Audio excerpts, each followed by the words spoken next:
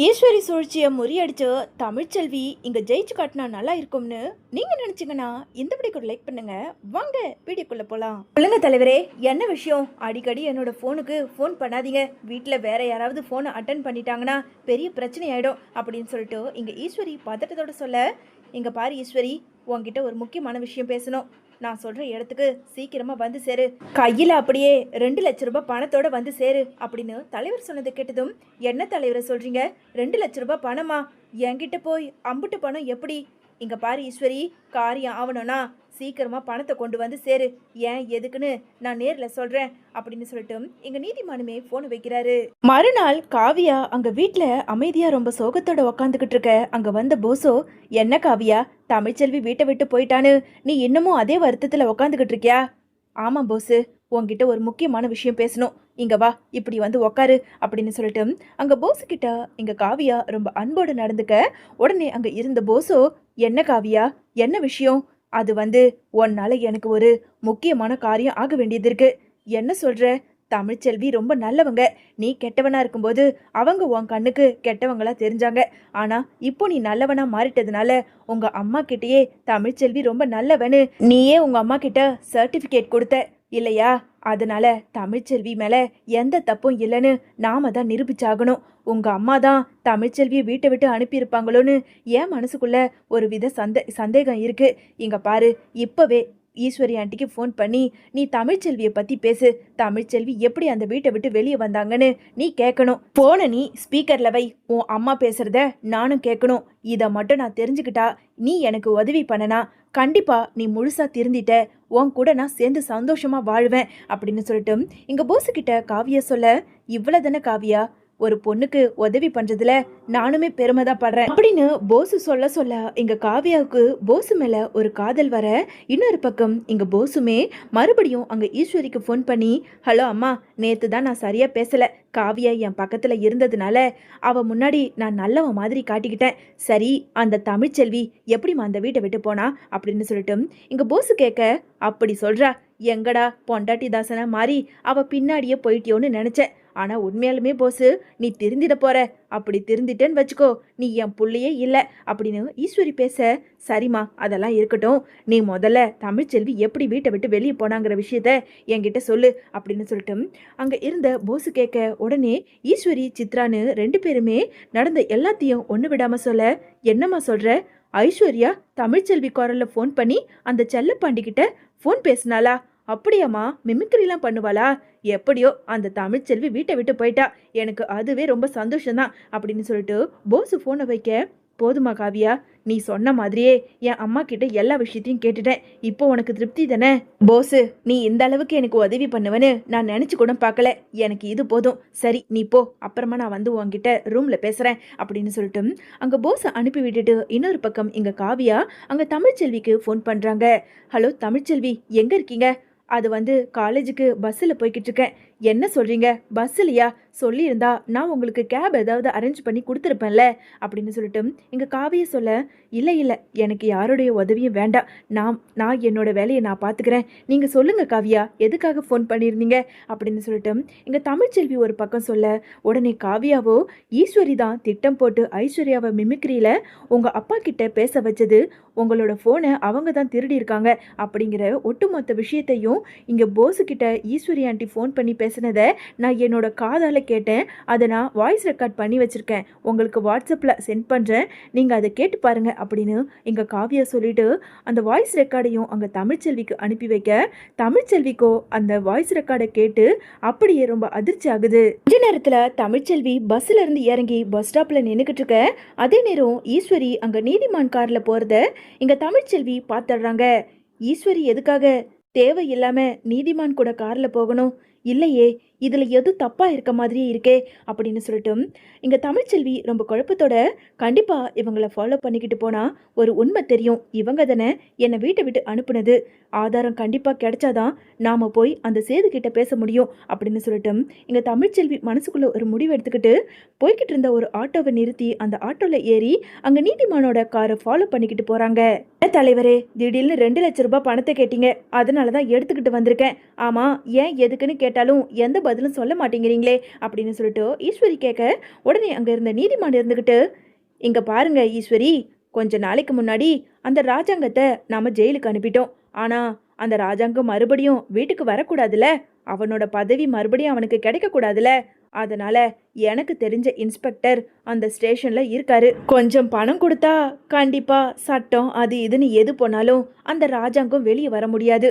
அதுக்காக தான் அந்த இன்ஸ்பெக்டர் வக்கீலுன்னு கொஞ்சம் பணம் கொடுக்க வேண்டியது இருக்கு. அதனால தான் பணம் கேட்டேன் அப்படின்னு சொல்லிட்டு நீதிமான் சொல்ல, என்ன தலைவரே, அவ்வளவுதானா? இந்த விஷயத்த என்கிட்ட ஃபோன்லேயே சொல்லியிருந்தா பணத்தை நான் சந்தோஷமா எடுத்துட்டு வந்திருப்பேனே. எனக்கு தேவை அந்த ராஜாங்கம் கொலை கேஸில் உள்ள போனவன் வெளியே வரவே கூடாது, அம்பிட்டு தான் அப்படின்னு சொல்லிட்டு இங்க ஈஸ்வரி பேசிக்கிட்டு இருக்க, அங்க நீதிமானோ கார் எடுத்துக்கிட்டு போய் ஒரு கிரவுண்டில் நிப்பாட்டுறாரு. என்ன தலைவரே, இங்கே தான் அந்த இன்ஸ்பெக்டர் வரேன்னு சொல்லியிருக்காரா? ஆமாம் ஈஸ்வரி வாங்க அப்படின்னு சொல்லிட்டு ஈஸ்வரி அழைச்சிக்கிட்டு அங்கே இருந்த இன்ஸ்பெக்டர் கிட்ட பார்க்க போக, உடனே நீதிமானோ அங்கே இருந்த இன்ஸ்பெக்டர் கிட்ட, என்ன இன்ஸ்பெக்டர், நான் சொன்னதெல்லாம் சரியா பண்ணீங்களா? அந்த ராஜாங்கம் தோலெல்லாம் உரிச்சு எடுத்தீங்களா அப்படின்னு சொல்லிட்டு அங்கே நீதிமான் கேட்க, என்ன தலைவரே இப்படி கேட்டுட்டீங்க? நான் எப்போவுமே உங்க கட்சி தான். நீங்க சொன்னாலும் சொல்லணும்னாலும் அவனோட உடம்ப அடி தோலை உரிச்சு எடுத்துட்டேன். என்ன, அவன் புள்ள சேது அந்த ஸ்டேஷனுக்கு வந்து ரத்த கண்ணீர் வடிச்சது தான் மிச்சம் அப்படின்னு சொல்லிட்டு தன்னோட ஃபோனில் இருந்த அந்த வீடியோவை எடுத்து அங்கே இருந்த நீதிமான் கிட்ட போட்டு காட்ட, அதை பார்த்த ஈஸ்வரிக்கோ அப்படியே எல்லையில்லா சந்தோஷத்தில் போய் அடையிறாங்க. உடனே ஈஸ்வரியோ, சூப்பர் இன்ஸ்பெக்டர், உங்களுக்காக எம்புட்டு பணத்தை வேணாலும் கொடுக்கலாம்.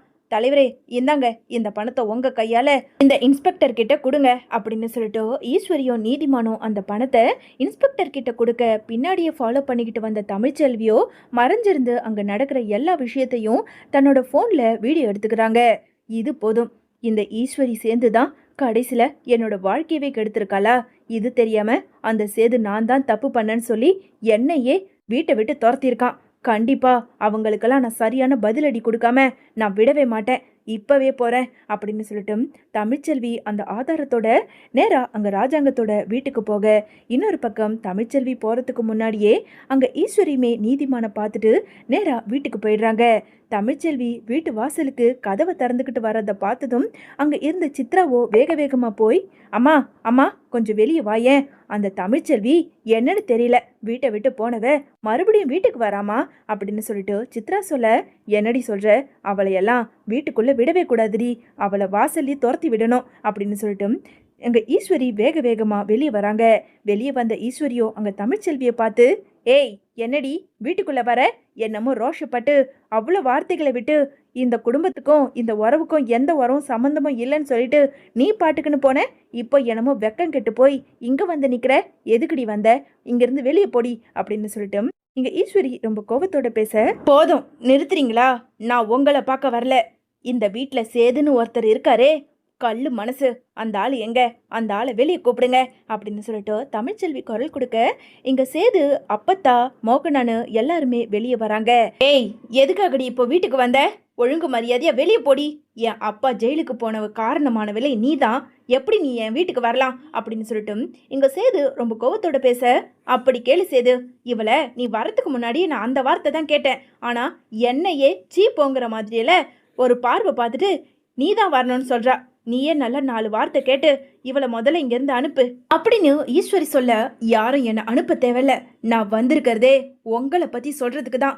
ஆமாம், கொஞ்ச நேரத்துக்கு முன்னாடி நீங்கள் எங்கே போனீங்க அப்படின்னு சொல்லிட்டு தமிழ்ச்செல்வி ஈஸ்வரியை பார்த்து கேட்க, ஈஸ்வரிக்கோ என்ன பண்ணுறதுன்னு தெரியாமல், அது வந்து பக்கத்தில் கோவிலுக்கு போனேன், உனக்கு எதுக்குடி அதெல்லாம், முதல்ல இங்கேருந்து போடி அப்படின்னு ஈஸ்வரி சொல்ல, உடனே அங்கே இருந்த அப்பத்தாவோ, ஏண்டி தமிழ்ச்செல்வி, என்னடி வந்ததும் வராதுமா ஈஸ்வரியை பார்த்து கொஞ்ச நேரத்துக்கு முன்னாடி எங்கே போனேன்னு கேட்குற, நீ எதுக்காக வந்திருக்க, என்ன விஷயம்னு சொன்னாதானே எனக்கு தலையே சுத்துது அப்படின்னு அப்பத்தா கேட்க, உடனே தமிழ்ச்செல்வி இருந்துக்கிட்டு, சொல்றாமாச்சி, கொஞ்ச நாளைக்கு முன்னாடி அந்த ஜெனிக்கும் சக்திக்கும் கல்யாணம் பண்ணி வைக்க சொல்லி என்னோட ஃபோன்ல இருந்து என் அப்பா செல்லப்பாண்டிக்கு நான் தான் ஃபோன் பண்ணேன்னு சொல்லி இதோ இருக்காரே ஒருத்தர் புருஷன்ற பேர்ல, இவரு என் மேல சந்தேகப்பட்டார்ல, அது எல்லாத்துக்கும் காரணம் நான் கிடையாது, இருக்காளே இந்த ஐஸ்வர்யா தான் காரணம் அப்படின்னு சொல்லிட்டு தமிழ்ச்செல்வி சொல்ல, உடனே ஈஸ்வரியோ, ஏய் என்ன இங்க வந்து என்னென்னமோ பேசிக்கிட்டு இருக்க, இங்க பாரு, ஒழுங்கு மரியாதையா இங்க இருந்து போயிடு அப்படின்னு ஈஸ்வரி சொன்னாலும் இங்க தமிழ்ச்செல்வி வந்த கோவத்துக்கு அங்க இருந்த ஐஸ்வர்யாவை ஓங்கி ஒரு அறை கொடுத்து, இப்போ உன் வாயாலேயே உண்மையை சொல்றியா, இல்ல என்கிட்ட ஆதாரம் இருக்கு அதை நான் போட்டு காட்டட்டுமா அப்படின்னு சொல்லிட்டு தமிழ்ச்செல்வி என்னதான் சொன்னாலும் அங்க ஐஸ்வர்யா வாயை திறக்காத பார்த்து இங்க தமிழ்ச்செல்வி உடனே அங்க காவியா அனுப்பின வாய்ஸ் மெசேஜை இங்க எல்லார்கிட்டயும் போட்டு காட்ட அதுல ஈஸ்வரி போசு கிட்ட வீட்டுல நடந்த எல்லாத்தையும் சொன்ன விஷயத்த சேது அப்பத்தா மோகனான்னு எல்லாருமே கேட்க உடனே இங்க அப்பத்தாவோ, அடியே ஐஸ்வர்யா, ஏ ஈஸ்வரி, நீங்க தான் காரணமாடி, என்னடி இதெல்லாம், அப்போ போஸுக்கு ஃபோன் பண்ணி நீ தான் பேசியிருக்கியா சொல்லு அப்படின்னு சொல்லிட்டு அப்பத்தா கேட்க, இது என்ன, இதை விட ஒரு ஸ்பெஷலாவே நான் வச்சிருக்கேன். கொஞ்ச நேரத்துக்கு முன்னாடி இந்த ஈஸ்வரி எங்க போனாங்கன்னு கேட்டனே, அதுக்கு காரணம் இருக்கு. இவங்க அந்த நீதிமான் கூட சேர்ந்துக்கிட்டு ஸ்டேஷன்ல இருக்க அந்த இன்ஸ்பெக்டருக்கு லஞ்சமா பணத்தை கொடுத்து ராஜாங்க மாமா காலை ஃபுல்லா ஜெயிலவே இருக்கணும், அவர் வெளியவே வரக்கூடாதுன்னு அந்த நீதிமான் கூட சேர்ந்துக்கிட்டு இவங்க பெரிய திட்டத்தை போட்டு பணத்தை அந்த இன்ஸ்பெக்டர் கிட்ட கொடுத்துருக்காங்க.